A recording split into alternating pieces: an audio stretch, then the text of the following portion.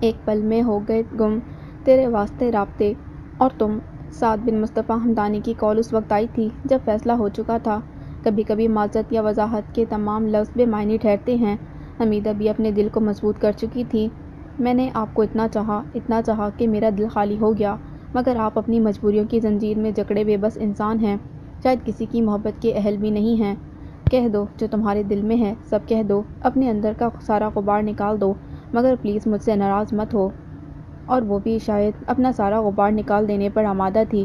آپ کے پاس سب کے لیے وقت تھا، مگر میرے لیے وقت نہ تھا۔ آپ کی زندگی میں رشتوں کی اہمیت تھی، میں تو شاید کہیں بھی نہیں تھی، اور یہ بات مجھے بہت پہلے سمجھ لینی چاہیے تھی۔ آپ کو میری اور میری محبت کی ضرورت نہیں تھی، تو مجھے بھی اپنی محبت سمیٹ لینی چاہیے تھی، مگر شاید میں اپنی حیثیت اور اوقات بھول گئی تھی۔ حمیدہ، وہ تڑپ اٹھے، تم میرے لیے عزیز تر ہو۔ محبت کسے کہتے ہیں تم ہی نے مجھے بتایا، تم ہی نے تو مجھے بے لوث محبت کے معنی سکھائے ہیں۔ آپ کی زندگی میں میرا کیا مقام ہے، اس کا احساس آپ نے خود بار بار دیا ہے۔ میں آپ کا ویٹ کرتی رہی اور آپ موبائل بند کیے گم رہے کہ آپ کی بیٹی بیمار تھی۔ آپ کو یاد ہی نہ رہا کہ ایک عام سی لڑکی کو آپ نے ملاقات کا وقت دیا تھا۔ آپ فیملی کے ساتھ ہوں تو میں آپ کے لیے اجنبی بلکہ صفر۔ آپ نے یہ پروف کرنا تھا کہ I am just a client. شاید یہی ہوتی ہے ہم جیسی لڑکیوں کی حیثیت اور اوقات کہ تنہائی میں محبت کا یقین بخشتے ہیں، اور فیملی کے ساتھ ہوں تو نظریں بدل کر گزر جائیں۔ ایسے بہت سے لمحات میں مجھے محسوس ہوا کہ آپ کی زندگی میں میں کہیں نہیں، آپ میرے لیے نہیں یا پھر میرے لیے آپ میرے نہیں یا پھر میرے لیے نہیں۔ میں اگر تم پر اپنی مجبوریاں عیاں رکھتا تو یہ میری عزت نفس کی توہین تھی، اور تم سمجھتی ہو کہ میں اپنی مجبوریوں کی داستان سنا کر تمہیں بسا رہا ہوں، ورنہ میری زندگی جہنم سے بدتر تھی، اور تمہاری وجہ سے ہی میری زندگی میں اجالا ہے۔ میں بار بار آپ پر اپنی محبت جتاتی رہوں اور آپ کی طرف سے خاموشی رہے تو یہ بے وقوفی نہیں ہے۔ کاش آپ عام آدمی ہوتے، ہم بھٹپٹی پر سفر کرتے، تھرڈ کلاس ہوٹلوں میں کھاتے پیتے، مگر آپ کے پاس میرے لیے وقت ہوتا۔ محبت کا ایک ایسا لو دیتا احساس، کاش صرف میرے نام رہتا۔ کبھی 2 گھڑی وقت نکال کر سوچے گا، آپ کی محبت نے مجھے انتظار اور اضطراب کے سوا دیا ہی کیا ہے؟ شاید بساط سے بلند پرواز یوں ہی انسان کے پرخچے اڑا دیتی ہے۔ میں اپنی حیثیت اور اوقات بھول گئی تھی۔ آپ تو شاہ ہیں، آپ کی جنبش اب کسی کی قیمت بدل سکتی ہے، اور میں خاک کا ادنا ذرہ۔ مانو گی اس روز میرا موبائل گھر پر رہ گیا تھا، مجھے کچھ خبر ہی نہیں تھی۔ اب وضاحتوں کا وقت گزر چکا ہے۔ چاہت کے سفر میں میں ہمیشہ سے تنہا تھی۔ انسان تنہا چلتا ہے تو جلد تھک جاتا ہے۔ سمجھ لیں کہ میں بھی تھک گئی ہوں۔ تم سب سچ کہہ رہی ہو، دیکھا جائے تو میں اس سے زیادہ کا مستحق ہوں، بلکہ معافی کے قابل بھی نہیں۔ تب بھی اگر ہو سکے تو مجھے معاف کر دینا، خدارا مجھے بددعا نہ دینا۔ جتنا آسان ہوتا ہے نا، محبت کے چند سبز باغ دکھا کر راہ بدل لینا، کیونکہ محبت آپ مردوں کے لیے کوئی دلکش کھلونا ہوتی ہے، مگر کبھی کسی ٹوٹے ہوئے دل میں جھانکے تو معلوم ہو کہ زر جتنی کاری ہو اتنی ہی بلند ہوتی ہے۔ پھر بھی میں آپ کو بددعا نہیں دوں گی، سعد بن مصطفیٰ، کیونکہ جو چیز اپنی تھی ہی نہیں اس کے چھن جانے کا کیا غم۔ مگر یاد رکھیے گا، جو لوگ اپنی خطاؤں سے محبت گنواتے ہیں، پھر محبت ان کے لیے ایک بددعا ہی بن جاتی ہے۔ اس نے کال ڈراپ کر دی تو سعد بن مصطفیٰ نے پھر کئی بار کال کی۔ بیل مسلسل ہوتی رہی، مگر اس نے کان نہیں دھرے۔ اماں اس کے سر پر سوار ہو گئیں۔ اے حمیدہ، کب سے تیرا فون بج رہا ہے؟ اسے بجنے دو اماں، اور مجھے اکیلا چھوڑ دو۔ حمیدہ نے شدت غضب سے آنکھیں مون لیں۔ شاید ثمینہ ٹھیک ہی کہتی تھی، شادی شدہ مرد کی محبت پانی پر لکھی تحریر ہوتی ہے۔ 2 آنسو ٹوٹ کر پلکوں سے گرے تھے۔ کچھ لوگوں کے نصیب میں منزل نہیں، صرف راستے کی دھول ہوا کرتی ہے، اور میں تو فقط راہ گزر تھی، منزل نہیں۔ حمیدہ نے آخری بات محبت کے مرکز پر آنسو بہائے تھے۔ سزا یہ کہ آنکھوں سے چھین لیں نیندیں، قصور یہ تھا کہ اس کے ساتھ جینے کے خواب دیکھے تھے۔ اتنا سہل بھی نہیں ہوتا عرصے سے کسی نقطے پر مرتکب دل اور دماغ کو ہٹا کر ایک نئے راستے پر سفر کے لیے آمادہ کرنا۔ حمیدہ بھی بار بار بکھری تھی اور بالآخر ثمینہ کے کندھے پر سر رکھ کر بلک اٹھی تھی۔ میں نے تم سے کہا تھا نا، شادی شدہ مرد کی محبت پانی پر لکھی تحریر ہوتی ہے۔ مجھے رشک آتا ہے ان لوگوں پر جو جسے چاہتے ہیں اسے حاصل کر لیتے ہیں۔ حمیدہ نے کرب سے آنکھیں مون لیں۔ کیا ہوتی ہے یہ محبت اور کیا دیتی ہے یہ محبت؟ اضطراب، کرب اور نارسائی، بات نصیبوں کی ہے۔ محبت کرنے والے سبھی دل ٹوٹتے نہیں ہیں، کچھ منزل کو پا بھی لیتے ہیں اور خوش بھی رہتے ہیں۔ ہاں سچ کہتی ہو، ہم وہ سیاہ نصیب ہیں جو سونے کو ہاتھ لگائیں تو پیتل بن جائے۔ ہم جیسے ہرما نصیبوں کو تو محبت کرنا ہی نہیں چاہیے، خواہش، خواب اور قسمت میں اتنا فاصلہ کیوں ہوتا ہے؟ جانے بھی دو حمیدہ، زندگی میں انسان کو سبھی کچھ نہیں مل جاتا۔ اس محبت کو بھی ایک خواب سمجھ کر بھول جاؤ۔ میں اس کو تو بھول جاؤں تو اس اذیت کی تلافی کیسے ہو جو اس نے مجھے ہمیشہ آزار ہی تو بخشے۔ اضطراب، ذلت بھرا انتظار، سعد بن مصطفیٰ نے مجھے کبھی ایک پل بھی یاد نہیں۔ اضطراب، ذلت بھرا انتظار، سعد بن مصطفیٰ نے مجھے کبھی ایک پل بھی نہیں دیا، مگر کم از کم اس کے جواب میں محبت کا احساس تو ہم قدم ہونا چاہیے۔ لگتا تھا بس ایک خواب ہے، بس چند لہو کو گرماتے جملے جو مجھے یکدم اٹھا کر کھڑا کر دیا کرتے تھے۔ میرے خوابوں کی دنیا مہک اٹھتی، میں ہر تلخ حقیقت میں منہ چھپا لیتی، اور اسے تو شاید یاد بھی نہ رہتا کہ چند لفظوں، ایک آدھ اڑتی پھرتی ملاقات کو زادِ راہ بنا کر ہم جیسی خوابوں میں زندگی ڈھونڈنے والی لڑکیاں کتنی دور نکل جاتی ہیں۔ جانے بھی دو حمیدہ، بھول جاؤ اپنے دل سے اس خیال کو بھی نکال دو۔ سب کچھ یہاں، حمیدہ نے سینے پر ہاتھ رکھا، دل سے ہوتا ہے، اور جب اس دل کو ٹھیس لگتی ہے نا تو رشتے میں دراڑ آ جاتی ہے۔ میں نے اس محبت پر فاتح پڑھ لی، ہمارا ملن نصیب میں درج نہیں تھا، اور جب وہ نہیں تو کوئی بھی سہی۔ یہ خود کے ساتھ ناانصافی ہے حمیدہ، سعد بن مصطفیٰ نہ سہی، مگر خود کو یہ سزا نہ دو۔ اس سے تو بہتر ہے کہ تمام زندگی اس بے انت محبت کے نام کر دو۔ تمہیں رونا ہے تو کھل کر رو لو، مگر یہ نہ کرو۔ ایک آنسو ہے جو میرے اندر ٹھہرا ہوا ہے، اس آنسو کو راستہ ملے تو شاید میرے اندر کا غبار دھل جائے، مگر شاید میری آنکھیں بنجر ہو گئی ہیں۔ جب ہم خود کو حالات کے سپرد کر دیتے ہیں تو اندر باہر ایسا ٹھہراؤ آ ہی جاتا ہے۔ محبت کا خواب دلکش سہی، مگر اس کی تعبیر بہت بھیانک ہوتی ہے۔ کچھ خوابوں کی تعبیر کبھی نہیں ملتی، شاید اس لیے کہ ان خوابوں کی کوئی حقیقت ہی نہیں ہوتی۔ وفا انمول سہی، مگر اس کا انجام صرف تنہائی ہے۔ تو جب تنہا ہی رہنا ہے تو کیوں اپنی زندگی داؤ پر لگاتی ہو حمیدہ؟ کچھ راستے بے نشان اور کچھ تعلق بے نام ہوتے ہیں۔ مجھ پر شادی شدہ کا ٹھپا لگ گیا تو اماں سرخرو ہو جائیں گی، میں منظر سے ہٹ جاؤں تو شاید باقی سب ٹھکانے پر آ جائے۔ سچ کہا ہے کسی نے، محبت مرد کے لیے ایک لمحہ اور عورت کے لیے ساری زندگی ہوتی ہے۔ سمجھو آئندہ زندگی اسی محبت کو خراج ادا کرتے گزارنی ہے۔ حمیدہ کا فیصلہ اٹل تھا۔ نکاح بہت خاموشی اور سادگی سے ہوا تھا، ان کے پاس تھا ہی کیا جو دھوم دھڑکا مچاتے۔ بالے سے اماں نے کیا معاملات طے کیے، حمیدہ کو غرض نہ تھی، انہیں تو بس اپنی شرط سے سروکار تھا۔ حمیدہ بالے کے ساتھ رخصت ہو کر سدھاری تو چار سو سناٹا ہی سناٹا تھا۔ حمیدہ کے اندر ٹھہرا آنسو ہنوز بے اما رہا۔ بالے نے اپنے گھر والوں کو کیسے راضی کیا، یہ ایک الگ کہانی تھی۔ نکاح میں تو سبھی مارے بندے بیٹھے نظر آئے تھے، جیسے سبھی نے کوئی کڑوا گھونٹ پیا ہو۔ حمیدہ نے بیاہ کر سسرال کی دہلیز پر قدم رکھا تو نہ کوئی رسم، نہ چاؤ چونچلے، اور نہ ہی استقبال، نہ کوئی سجاوٹ۔ بالے کے سوا کسی کو اس نکاح سے کوئی دلچسپی نہیں تھی، اور اس کے تیور بھی کچھ دیر بعد کھل گئے تھے۔ یہ جھمکے بڑے اچھے لگ رہے ہیں، میری اماں نے اپنی بہو کے لیے بڑے چاؤ سے بنوائے تھے۔ اس نے جیب سے سگریٹ نکال کر سلگائی اور ایک گہرا کش لیا۔ چرس کی بدبو سے حمیدہ کا دماغ پھٹنے لگا۔ حمیدہ نے سر جھکا لیا، مگر بالے نے اس کا سر اٹھا کر بغور آنکھوں میں جھانکا۔ سارا کاجل بہہ گیا ہے، لگتا ہے بہت روئی ہے کیا اماں سے جدائی کے غم میں؟ وہ دوبارہ سر جھکا کر بدقت بولی، اچھا میں سمجھا، اس سفید کار والے سے بچھڑنے کا دکھ ہے جو اکثر نکڑ پہ تجھے چھوڑ کر جاتا ہے۔ اس کی آنکھیں لہو رنگ ہو گئیں، حمیدہ دنگ رہ گئی، اس کی پس ذہنیت کی پہلی پرت کھلی تھی۔ حق طلاق اسی لیے تو نہیں لکھوایا، خانہ پوری کے لیے شادی کر لو اور اپنے کھوٹے مقدر کو روک کر پھر سے میکے کی دہلیز پکڑ لو، باقی کی زندگی پھر سے اپنے کنبے کا بوجھ ڈھونڈنے کے بہانے کل چھڑے اڑاتے گزار دینا۔ اس نے سگریٹ کا دھواں اس کے منہ پر چھوڑا، اگلے پل وہ پیٹھ موڑ کر بے نتھے بیل کی طرح اونچے اونچے بے ہنگم خراٹے لینے لگا تھا۔ حمیدہ کے سینے میں اٹکی سانس بمشکل آزاد ہوئی تھی، اور آئندہ کی زندگی کیسے گزرے گی اس کا بخوبی ادراک ہو گیا تھا۔ حمیدہ کی شادی کے بعد نہ صرف گھر کا شرازہ بکھر گیا تھا، بلکہ دو وقت کی روٹیوں کے بھی لالے پڑ گئے تھے۔ اس کے ذمہ دار وجود نے جس طرح گھریلو اور بیرونی ذمہ داریوں کا بار ایک ساتھ اٹھا رکھا تھا، وہ بس اسی کا ہی حوصلہ تھا۔ گھر کے کام کاج اب اماں کے تو بس کے نہ رہے تھے، اس پر بہو بیگم کے ناز نخرے، الامان الحفیظ، سارے گھر میں اب تری راج کرتی نظر آ رہی تھی۔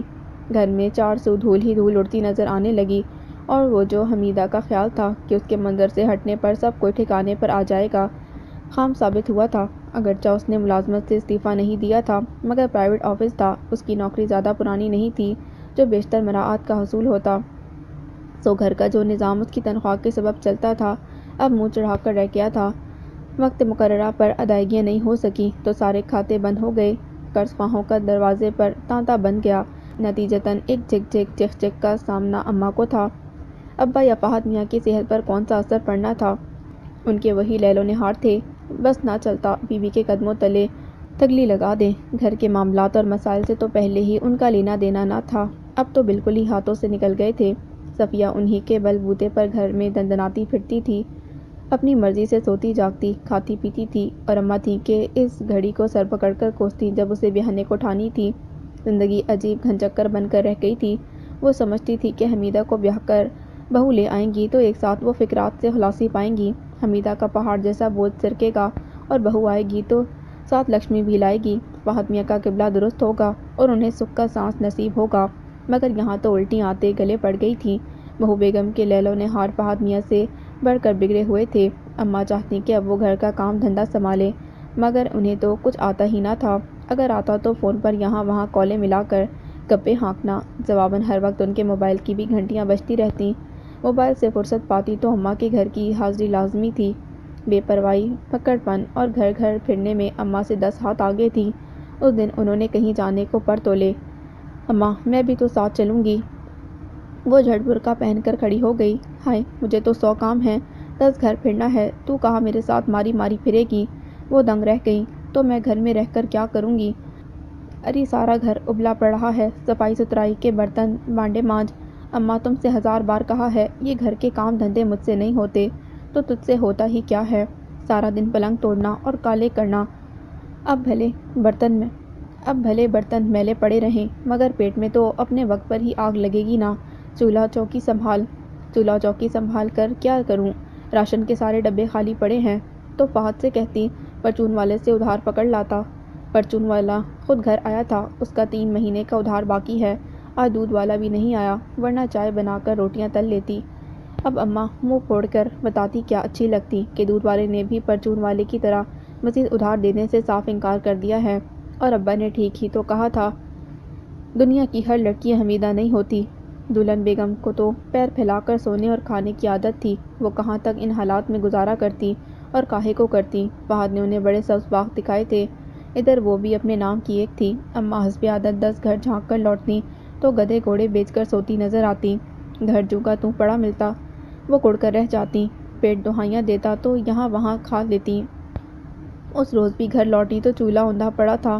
انہوں نے خاک نہ پرواہ کی، میں تو پڑوس کی رضیہ سے کہہ آئی ہوں، وہ چاول بھجوا دے گی۔ اماں پیر پسار کر لیٹ گئیں۔ صفیہ ہنس کر کمرے میں گھس گئی۔ ابھی تھوڑی دیر پہلے رضیہ کا بیٹا نیاز کے چاول کی پلیٹ بھر کر لایا تھا، اس نے چپکے سے اڑا لی اور اب کمرہ بند کر کے چٹخارے لے کر چاول کھائے، پھر پیر پسار کر لمبی تان لی۔ اب اس سے بھلا کون منہ ماری کرتا؟ اماں فہد سے کچھ کہتیں تو وہ بیوی کی حمایت میں منہ کو آتا۔ شادی کو اتنے دن گزر گئے اور فہد میاں کا خمار ہی نہ اتر رہا تھا۔ اسے 400 صفیہ ہی صفیہ نظر آتی تھیں، اور صفیہ بھی ہر آن سج سنور کر بجلیاں گرانے کو تیار۔ اس روز بھی 16 سنگھار کیے ان کے سامنے آن کھڑی ہوئی۔ میں کیسی لگ رہی ہوں؟ تم اچھی ہو، مگر ڈریس اچھا نہیں ہے۔ شادی سے پہلے تو میں تمہیں ہر لباس میں اچھی لگتی تھی۔ میں نے تمہیں پہلے بھی سمجھایا تھا، لباس سے عورت کا کردار عیاں ہوتا ہے۔ یہ برائے نام آستینے، گہرے گلے تمہیں زیب دیتے ہیں کیا؟ اوہو، اب میرا موڈ آف نہ کرو، کوئی اور بات کرو۔ اچھا جناب، ویسے صبح ہی صبح یہ تیاری کے سلسلے میں بھول گئے، اماں کے گھر جانا ہے۔ اس نے مسکارا شدہ پلکیں پٹ پٹائیں۔ اماں کے گھر؟ کل رات ہی تو تم آئی ہو، پورے 4 دن بعد۔ تو وہ میری اماں کا گھر ہے، میں روز جاؤں گی۔ فہد کو فکر لاحق ہوئی۔ اس کی جیب میں کل 200 روپے تھے اور صرف آنے جانے کا کرایہ 80 روپے بنتا تھا۔ اب وقت آ گیا تھا کہ اپنے پوشیدہ ہنر آزما کر کسی سے 200-400 کی جگاڑ لگائی جائے۔ صفیہ اور اس کے گھر والوں کے سامنے جو ڈینگیں ماری تھیں، کچھ اس کا بھرم بھی تو رکھنا تھا، اور وہ یہی سوچ کر کمرے سے نکلا تو اماں سے ٹکراؤ ہو گیا۔ اٹھ گیا، رونیاتی دلہن کہاں ہے؟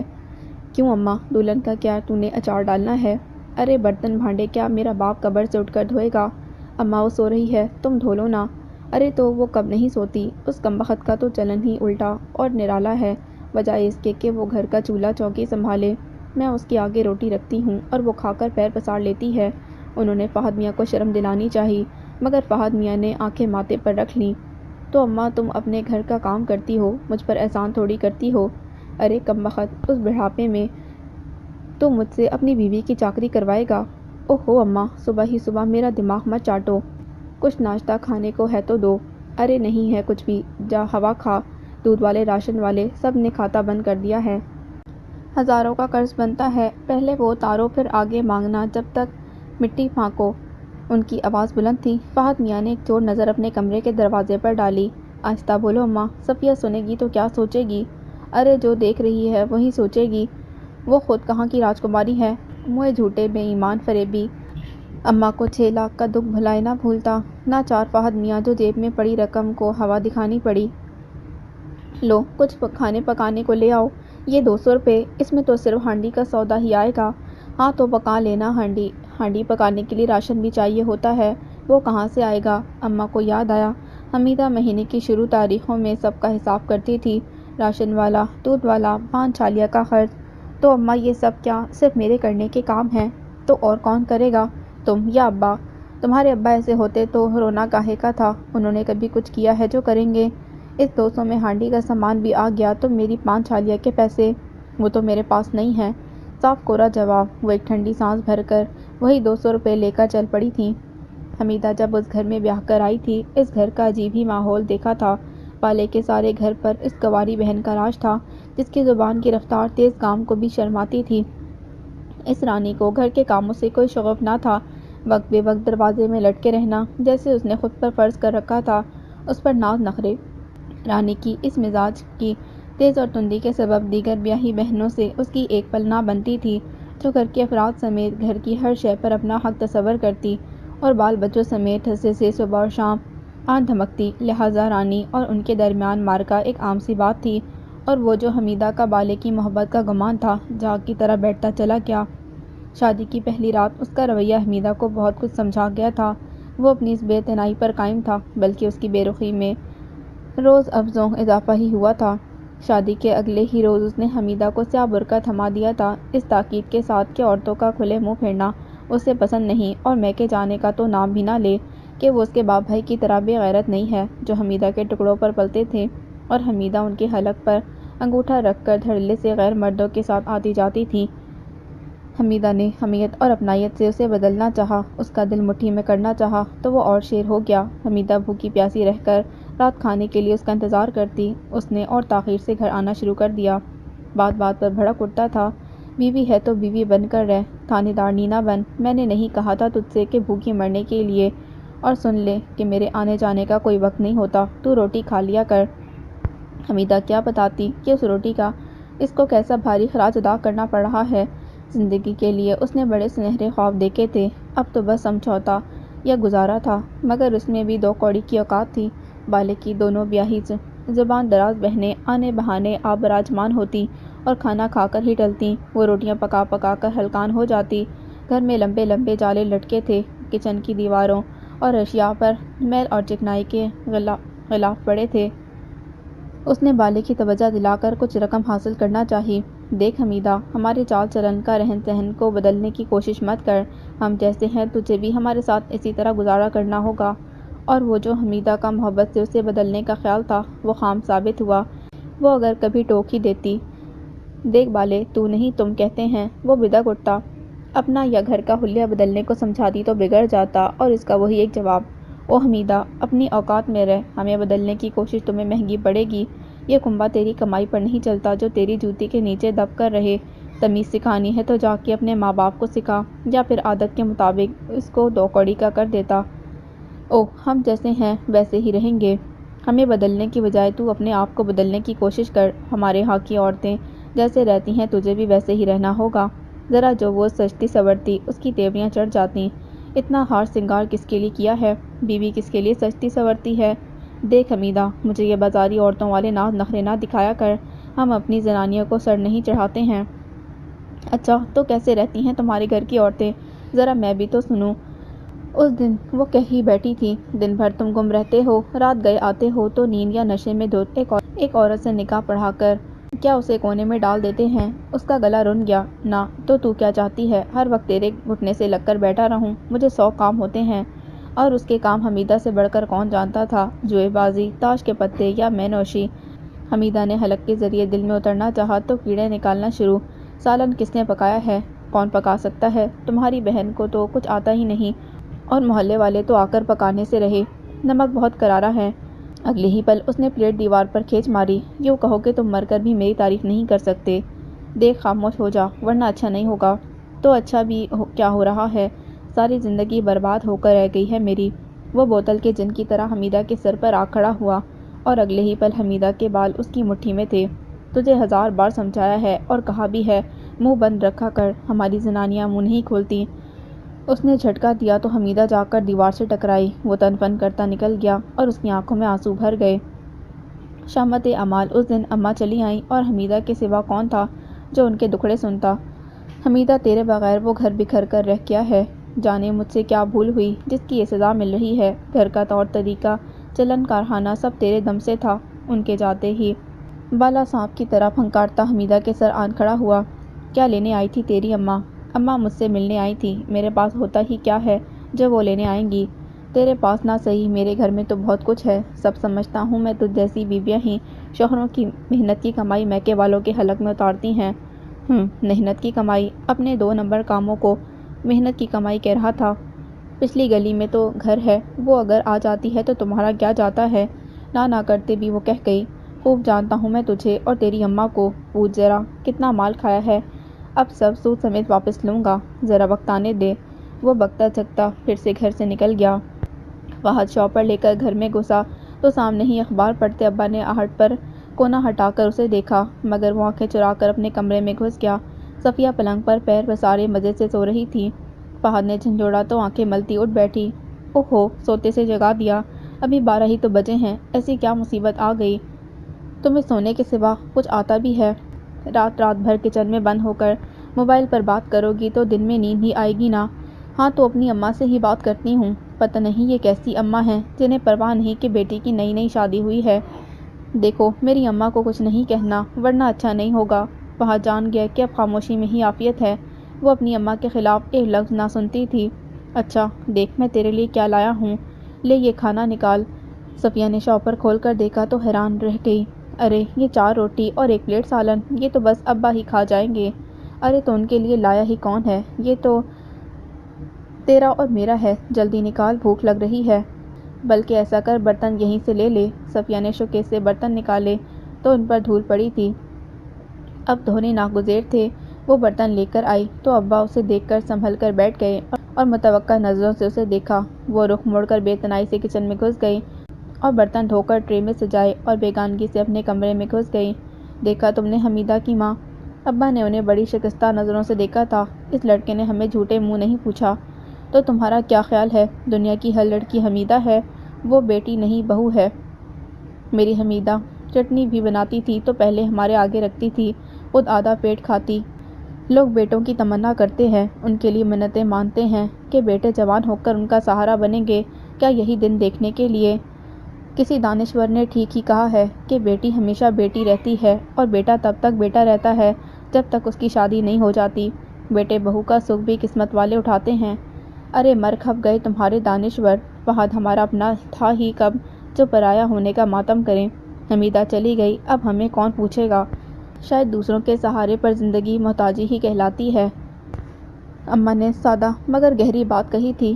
ہمارے نصیب میں یہ دن دیکھنے بھی لکھے تھے، فاقوں کی نوبت آ گئی ہے۔ سارا گھر سنبھال رکھا تھا حمیدہ نے، سب بکھر کر رہ گیا۔ ارے آج اگر وہ ہوتی تو کاہے کو کیڑے پڑتے اس گھر میں؟ نہ کرتے بھی انہیں حمیدہ یاد آ ہی جاتی تھی۔ وہ کہتی ہے کہ میری زندگی میں سب رشتوں کی اہمیت ہے اور وہ کہیں بھی نہیں۔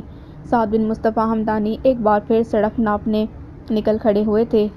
نہ جانے کیوں ایک وحشت سی انہیں چاروں طرف سے گھیر لیتی، یکدم ہی دل زندگی سے اچاٹ ہو جاتا۔ ایک غیر محسوس اضطراب کے ناک بڑھ کر انہیں ڈستے تو وہ بے قرار ہو جاتے۔ جانے کیوں ایک ہی چہرہ بار بار ان کے چشم تصور میں چھپ جاتا، ایک سراپا بار بار سامنے آن کھڑا ہوتا۔ وہ مضطرب ہو کر رہ جاتے۔ نہ جانے کتنا وقت بیت گیا تھا، وہ تو دنوں کا شمار تک بھول گئے تھے، مگر یہ وقت کس اضطراب میں گزرا؟ ان وقتوں کی اذیت کا حساب اور شمار کرنا بھی چاہتے تو ناکام رہتے۔ وہ یوں ہی چلتے چلتے دور نکل جاتے، کبھی رات آنکھوں میں بتا دیتے۔ سگریٹ کے ان گنت ٹوٹوں سے ایش ٹرے بھر جاتی، مگر ان کا اضطراب کم ہونے کو نہ دیتا۔ حمیدہ بظاہر ایک عام سی لڑکی تھی، وہ عام سی لڑکی جب دور چلی گئی تو احساس ہوا وہ کتنے ادھورے اور تنہا رہ گئے تھے۔ وہ خود میں خالی پن سا محسوس کرتے اور دور دور تک سناٹا، اور وہ کہتی دنیا کی ہر چیز ہم تھوڑی بہت کوشش سے حاصل کر سکتے ہیں، مگر محبت صرف اور صرف قسمت سے ملا کرتی ہے۔ انہیں لگتا ان کی زندگی اس معصوم اور بے لوث محبت کرنے والی لڑکی کی کسی بددعا کے زیر اثر آ گئی ہے۔ شاید وہ اس کی زندگی میں اہم ترین تھی، جس نے چاہت کا احساس دلایا، اور وہ اسے کبھی کہہ ہی نہ سکے کہ اس کے بن کتنے ادھورے ہیں۔ اس کی بے لوث محبت کے تو پھیل جانا تھا کہ وہ اب تک کتنے تشنا رہے ہیں۔ ان کے اندر یہ کیسا خلا تھا جو بھر کے نہ دیتا۔ ایک مرد کی پرسکون زندگی اور تکمیل میں عورت کی خوبصیرت اور محبت کا کیا کردار ہوتا ہے؟ اور پھر یہ خلا پھیلتا ہی چلا گیا۔ شاید وہ ٹھیک ہی کہتی تھی کہ محبت صرف اور صرف قسمت سے نصیب ہوتی ہے۔ انہوں نے کرب سے آنکھیں موند لیں، مگر یہ بات تب سمجھ میں آتی ہے جب وہ محبت کہیں کھو جاتی ہے۔ حمیدہ، ان کے لبوں نے بے آواز جنبش کی، جانے وہ سادہ معصوم لڑکی کہاں اور کن حالوں میں ہوگی۔ اس روز بھی اماں گھر میں داخل ہوئیں تو صفیہ حسب عادت پیر پسارے موبائل پر گفتگو میں مصروف تھی۔ انہیں دیکھ کر کھٹ موبائل آف کر دیا۔ ارے تو نے اب تک روٹی نہیں پکائی؟ اماں آٹا گوندھ دو پھر پکا دوں گی۔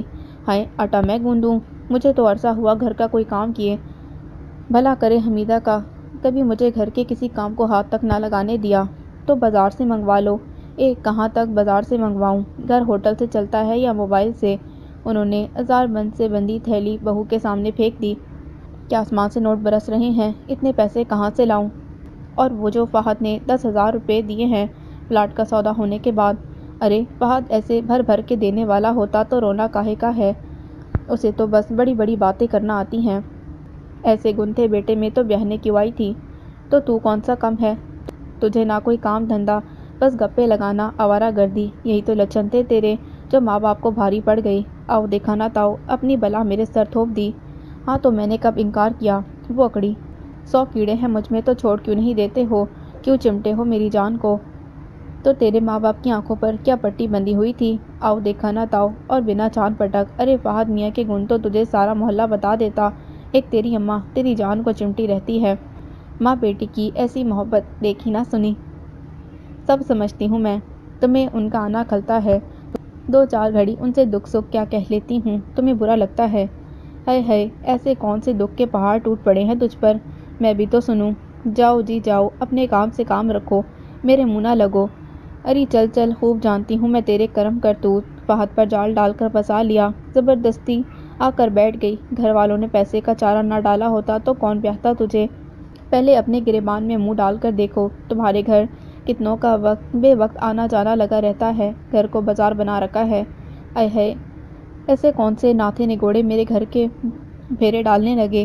وہ پڑوس کی حاجرہ کا بیٹا پرلے درجے کا لفنگا ہے، کاہے کے لیے آنے بہانے چکر لگاتا ہے، اور آپ بھی گھنٹہ گھنٹہ بھر اس سے میٹھی میٹھی باتیں بگاڑتی ہو۔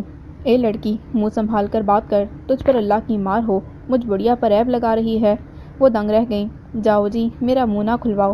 ایسے شریف زادے عزت دار ہوتے تو اپنی بیٹی بالے جیسے 2 نمبر کے گھر کیوں بیاہتے؟ وہ نخوت سے کہہ کر کمرے میں گھس گئی۔ پھر یوں ہوا کہ صفیہ بیگم فہد میاں کی بابت کھٹک ہی گئیں۔ اس کی 1000 جھنجھوڑنے پر بھی فہد میاں نہ جاگتے، دن چڑھے ان کی صبح ہوتی۔ اس دن بھی صفیہ نے بامشکل جگایا۔ تم کام پر نہیں گئے؟ کون سا کام؟ فہد میاں کی آنکھیں پوری نہ کھلی تھیں۔ تم نے ہی تو کہا تھا کہ آج کل اسٹیٹ کا کام چل رہا ہے۔ اوہ ہاں، فہد کے دماغ کی کھڑکیاں روشن ہوئیں۔ میں نے یہ بھی تو کہا تھا کہ یہ ہوائی روزی ہے، مجھے روز تھوڑی جانا پڑتا ہے۔ یہ کیسا کام ہے؟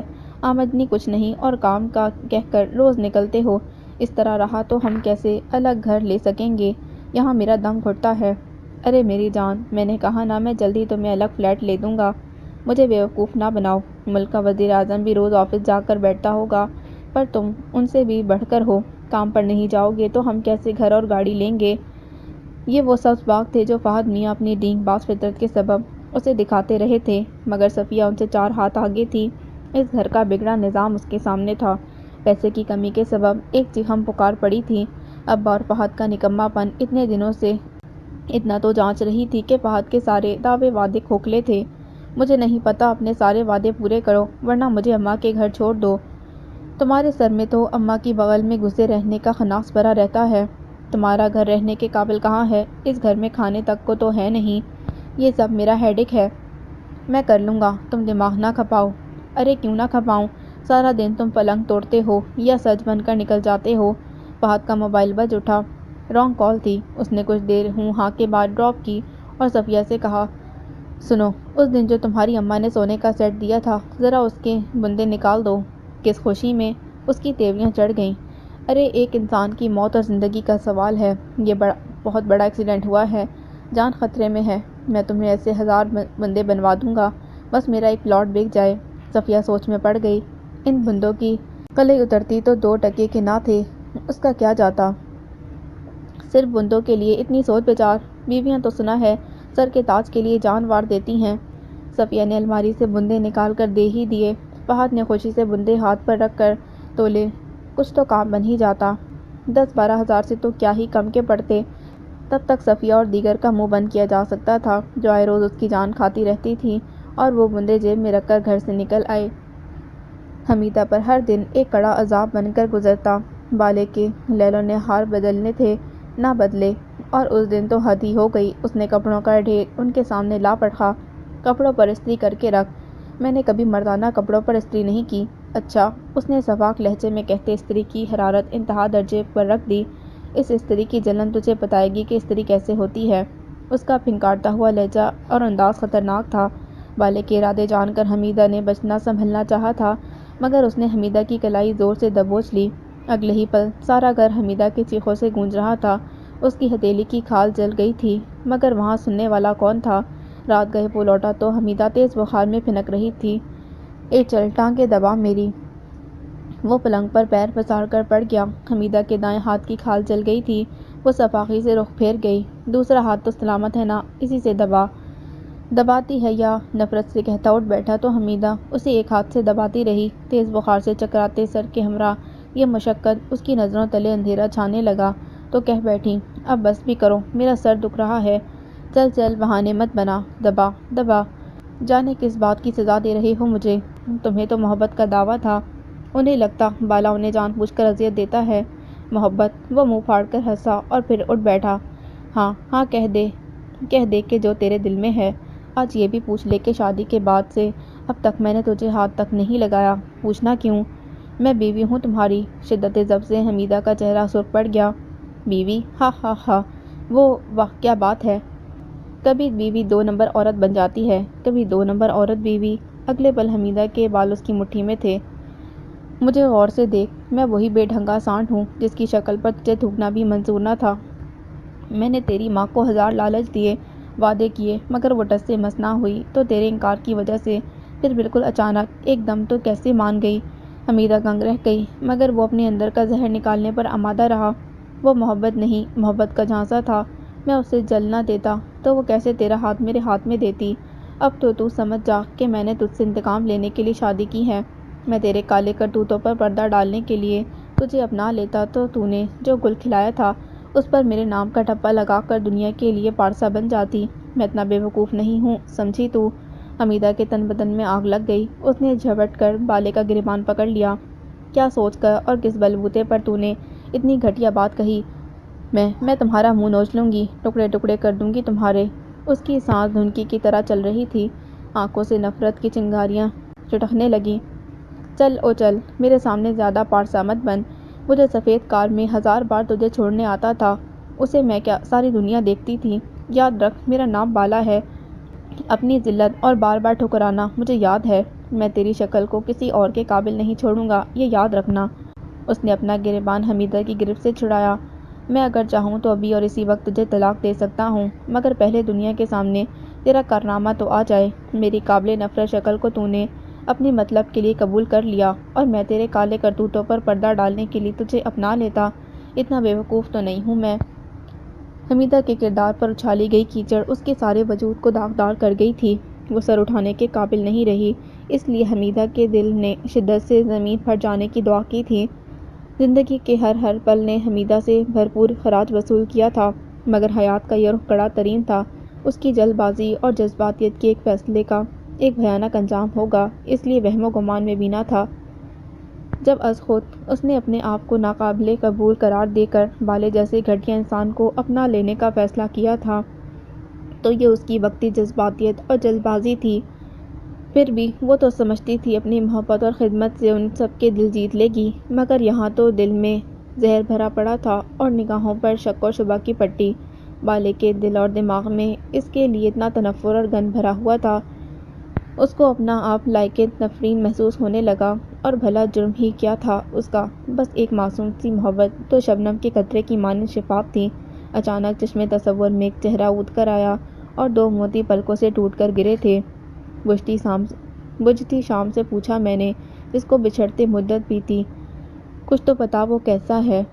کیا اب بھی اس کی آنکھوں میں کہیں میرا عکس بھی بستا ہے؟ کر کے وہ یاد میری باتیں روتے روتے ہنستا ہے۔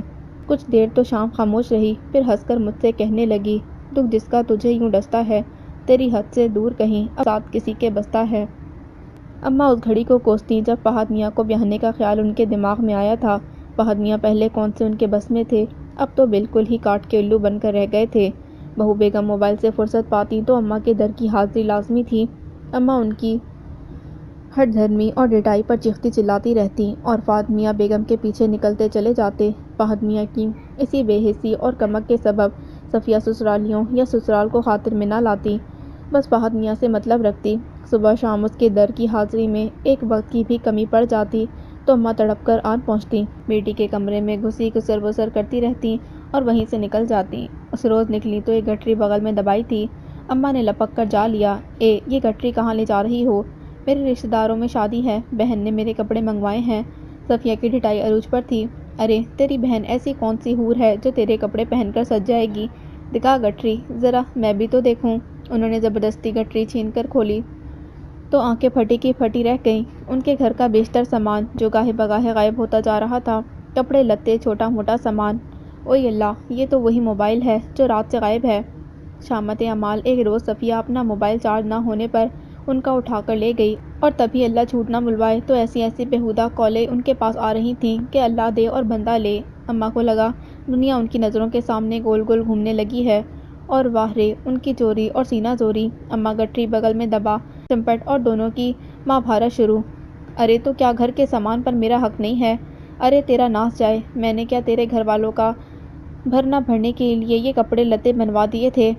ہاں تو تم نے تو دے دیے نا، اب میں جس کو چاہے دوں۔ ارے یوں کہہ کے تم ذات کے فقیر ٹھگ ہو، تمہارا گھرانہ گھر سب بیٹیوں کے دیے پر ہی چلتا ہے۔ منہ سنبھال کر بات کرو، میرے گھر والے کیا تم سے روٹی مانگنے آ رہے ہیں؟ روٹی مانگنے نہیں، روٹی کھانے تو آتی ہے تیری ماں، جب تو بنا مانگے سب سمیٹ کر اس کی بغل میں دبا دیتی ہے۔ تو فقیروں کی اولاد، ہاں تو کیوں آئی تھی ہم فقیروں کے گھر رشتہ لینے؟ اپنے جیسی کوئی مہارانی بیاہ لاتی نا۔ ارے چل چل، میں تیرے در پر ناک رگڑ کر رشتہ مانگنے نہیں گئی تھی، نہ تجھے بیاہنے۔ بھوکے ننگے لوگ اٹھا کر سبز باغ دکھائے اور زبردستی بیٹی تھوپ دی۔ 6 لاکھ تو کیا 6 آنے کی جہیز کی اوقات نہ تھی۔ اماں کی اس گلفشانی پر ایک نیا تماشا دیکھنے کو ملا۔ صفیہ بیگم پر دورہ پڑ گیا، ہاتھ پاؤں مڑ گئے، منہ سے جھاگ برآمد ہونے لگا۔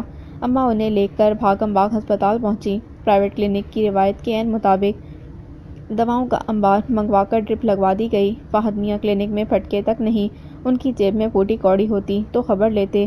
سسر صاحب کو اطلاع دی، حسب مقدور تسلی سے نوازا گیا، اور پھر یہاں سے وہاں سب موبائل بند۔ اماں بیچاری اکیلی ہلکان ہوتی رہیں۔ لے دیکھ کر تگڑا بل بھرا۔ وہی بات تھی کہ خربوزہ چھری پر گرے یا چھری خربوزے پر۔ فہد میاں کے دکھائے گئے جھوٹے سچے خوابوں کا نشہ اترا تو بہو بیگم کی اصلیت بھی کھل کر سامنے آ گئی، اور آخرکار ان تمام مناظر کا ڈراپ سین ہو ہی گیا۔ ان کے آئے روز کے جھگڑے جڑ پکڑ گئے۔ تم جھوٹے دھوکے باز فراڈی ہو، اور تم کون سی آسمان سے اتری حور ہو؟ تمہارے ابا 6 لاکھ کا وعدہ کر کے مکر گئے۔ میرے ابا تمہاری طرح دنیا کو ٹھگتے نہیں پھرتے، سمجھے تم؟ 2 کوڑی کے اوقات نہیں، اور باتیں کتنی بڑی بڑی کرتے ہو۔ اور تمہاری اصلیت کیا ہے؟ دن رات موبائل سے چپکی کن لوگوں سے باتیں کرتی رہتی ہو؟ وہ سب میرے واقف کار ہیں، جان پہچان ہے میری۔ جاؤ جاؤ، میرا منہ مت کھلواؤ۔ اس دن میں تمہیں لینے گیا تو تم اپنے بہنوئی کے کندھے پر سر رکھ کے چم آنسو بہا رہی تھی۔ اتنی خبر وہ اپنی ٹی بی ماری بہن کی نہیں رکھتا، جتنی خبر وہ دن میں 100 بار فون کھڑکا کر تمہاری لیتا ہے۔ کیا میری بہن ٹی بی کی مریضہ ہے؟ تو اور کیا، تم سب کو دائمی بلکہ خاندانی ٹی بی کا مرض ہے۔ جیسے خالی سوکھی ہڈیوں پر کھال منڈ دی گئی ہو، اس پر بھی تمہیں اپنے حسن کا غرور ہے۔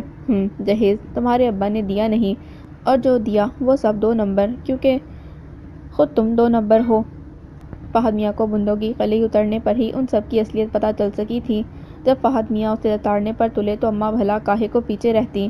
ارے رہنے دے، یہ بے شرم لوگ ہیں، ان پر نہیں پانی پڑنے والا۔ اور تم کون سی عزت دار ہو، رشتہ کرانے کے لیے جوڑ توڑ کوئی تم سے سیکھے۔ بیٹا تمہارا فراڈ، میاں تمہارا نکما، میری اماں سے زبان چلاتی ہے۔ فہد نے اسے ایک جھاپڑ رسید کیا تو اس کی زبان اور کھل گئی۔ وہ ان کے آباء و اجداد کھنگالے کہ سننے والوں نے سن کر نہ تو تلے انگلیاں دبا لیں۔ ادھر اس نے اپنی اماں کو فون کھڑکایا، ادھر ماں حاضر۔ تب تک دلہن بیگم کا بوریا بستر بن چکا تھا۔ صفیہ والدہ صاحبہ کے ہمراہ جانے کو تیار تھیں۔ صفیہ اب اس گھر میں نہیں رہے گی۔ صفیہ اب اس گھر میں نہیں رہے گی، ساس صاحبہ کا حتمی فیصلہ تھا۔ مگر کوئی وجہ بھی تو ہو آخر۔ اماں سٹ پٹائیں، ہمارے ساتھ دھوکہ کیا گیا ہے، فہد جھوٹا نکما اور فراڈی ٹھگ ہے۔ تو تم ایسے کون سے آسمان سے اترے ہو؟ جہیز بچانے کے لیے 6 لاکھ کے بہانے سے بیٹی تھوپ دی۔ 6 لاکھ کا وعدہ اب بھی پورا کر دو تو فہد کاروبار کر لے۔ جب بیٹی کے بسنے کے آثار ہی نہیں تو 6 لاکھ کیا ڈبونے ہیں؟ کورے جواب پر اماں کی رہی سہی امید بھی ٹوٹ گئی۔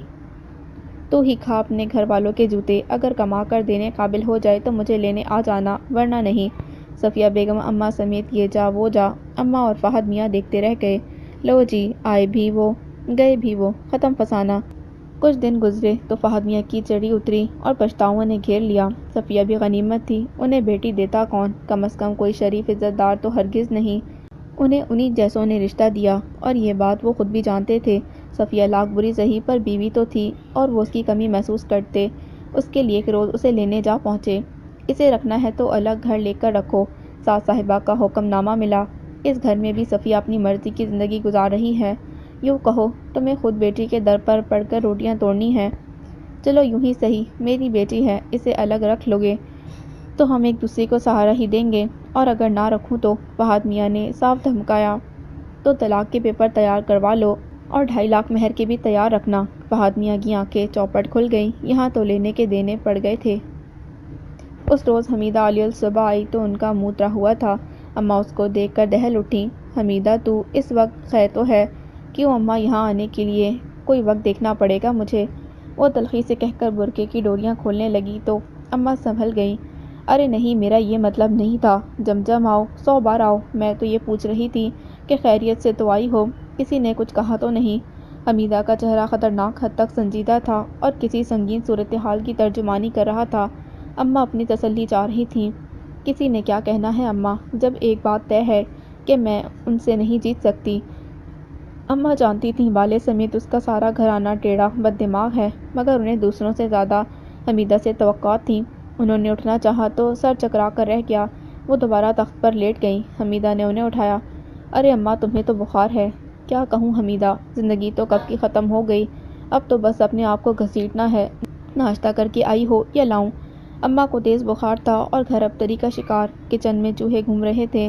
میں کر لوں گی اماں، آپ فکر نہ کریں۔ حمیدہ نے ٹھنڈا پانی پی کر برقعہ اتارا، پھر کچن کی خبر لی جو الٹا پڑا تھا۔ سارے ڈبے خالی تھے، فریج منہ چڑھا رہا تھا۔ اس گھر کا واحد ذریعہ آمدنی خود اس کی ذات تھی، وہ منہ موڑ گئی تو یہ تو ہونا ہی تھا۔ اس کو افسوس ہونے لگا، جانے کس بدبخت گھڑی میں شادی کا فیصلہ کر لیا۔ سب کچھ بکھرا اور بگڑ گیا تھا۔ الماری میں کچھ رقم جانے کب کی چھپا رکھی تھی، 500 سے اوپر تھے۔ اس نے دوا اور سامان کے لیے اماں کو پکڑائے اور خود صفائی ستھرائی میں جت گئی۔ میلے کپڑوں، برتنوں کا ڈھیر، ہر چیز دھول مٹی میں اٹی ہوئی تھی۔ ابھی اس کی شادی کو دن ہی کتنے گزرے تھے، لگتا جیسے صدیاں بیت گئی ہوں۔ ان چند دنوں میں جیسے درد کا دریا عبور کر آئی تھی۔ شادی جلد بازی یا جذباتیت میں کیے فیصلوں کا یہی انجام ہوتا ہے۔ وہ ازردہ دل کے ساتھ گھر کے کام بھگتاتی رہی۔ دوپہر کے بعد جو کمر سیدھی کرنے کو لیٹی تو اماں کو ہول اٹھنے لگے۔ حمیدہ، بالا لینے آئے گا تجھے یا میں خود چھوڑ آؤں؟ بالا لینے کیسے آئے گا؟ وہ طنزیہ ہنسی، اسے رات پولیس پکڑ کر لے گئی ہے۔ ہائے، ابھی شادی کو دن ہی کتنے ہوئے ہیں اور وہ حوالات کی ہوا کھانے پہنچ گیا۔ حوالات کی ہوا کھانے سے کیا ہوتا ہے؟ اس پر کبھی کوئی جرم ثابت تھوڑی ہوا ہے۔ اس نے اماں کا جملہ اماں کو ہی لوٹایا تو اماں کچھ دیر خاموش رہیں، پھر جیسے بات بڑھائی۔ چل جانے دے، وہ جانے اور اس کا کام، تجھے اس کے گھر سے مطلب ہونا چاہیے۔ تم کچھ بھی کہو مگر اب مجھے اس گھر جانے کو مت کہنا۔ حمیدہ نے حتمی لہجے میں کہہ کر بازو آنکھوں پر رکھ لیے۔ اب وجود چھلنی ہو گیا تھا۔ جب ذات کا اعتماد ہی چھن جائے تو تعلق بے معنی ہو جاتا ہے۔ کل 13 دن ہوئے تھے اس کو بیاہے ہوئے، اور گنتی کے ان چند دنوں میں جیسے درد کا کڑا صحرا عبور کر کے آئی تھی۔ اذیت در اذیت اور اس پر ذلت اور تحقیر۔ شاید سمینہ ٹھیک ہی کہتی تھی، محبت کا خواب دلکش سہی مگر اس کی تعبیر بہت بھیانک ہوتی ہے۔ حمیدہ نے کرب اور اذیت سے آنکھیں موند لیں۔ تاک دل پر دھرا، کوئی ننھا معصوم سا دیا اب پھڑپھڑا کر بجھنے کو تھا۔ نبیل کی آواز بلند تھی۔ شاہزماں نے کان لگا کر سنا۔ شادی؟ نان سینس!